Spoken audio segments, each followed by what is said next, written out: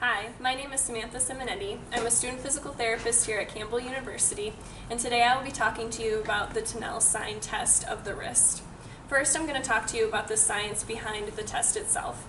The Tinel test at the wrist is a technique used in assessing the wrist for carpal tunnel syndrome.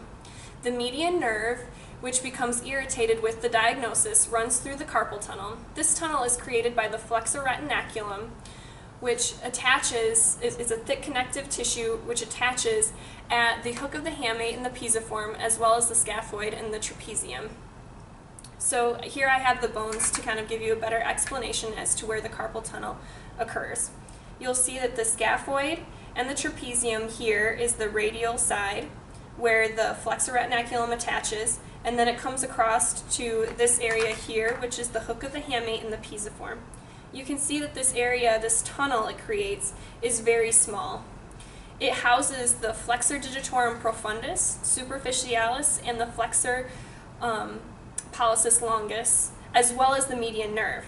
So because there's these tendon structures with the nerve, those tendon structures can become irritated and close down that small tunnel area, pressing and creating more pressure on the nerve. When that occurs, most likely the patient will have neurological symptoms such as numbness and tingling of the first 3 digits on the palmar side. They might also have some numbness and tingling on the dorsal distal 3 digits as well.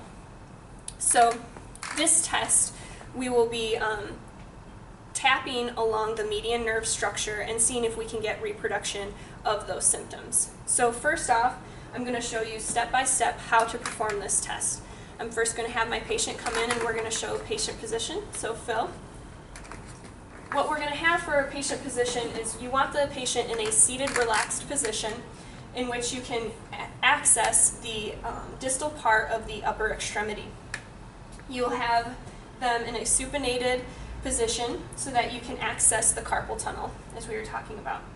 You can either support the wrist with your opposite hand, because you'll be performing with the other hand, or you can simply allow the table to support the wrist. So in this case, I will be using 2 fingers to tap on the area, so I will support with this hand.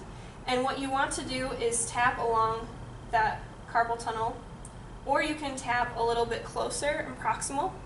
The Dutton book suggests 3 to 4 taps. You'll see that there's several articles that have different amounts of tapping as well as different locations. But particularly, we're going to be working with the Dutton orthopedic textbook, in which case they say 3 to 4 taps is sufficient in this area, looking for that reproduction of pain. You can also use a reflex hammer to do the same thing, and you're looking to see if they have any numbness or tingling in those first 3 digits. So another thing that I'm going to explain now is how you would then explain this to the patient. So Phil, I know that you've been having some wrist pain and numbness and tingling. So to rule out carpal tunnel, we're actually going to do a series of neurological exams. And the first one we're going to do is just testing the nerve that runs along your wrist. We're going to be tapping along it to see if we get any of that tingling. Okay? So when it comes to the scientific findings behind this test, we found that the Dutton orthopedic book specifically talks about 60% sensitivity and 67% specificity.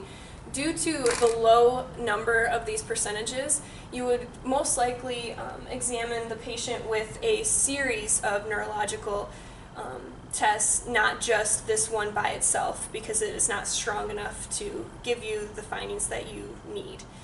Other tests that you might do include upper limb tension tests or anything else neurologically for the upper extremity. And that will be all for today.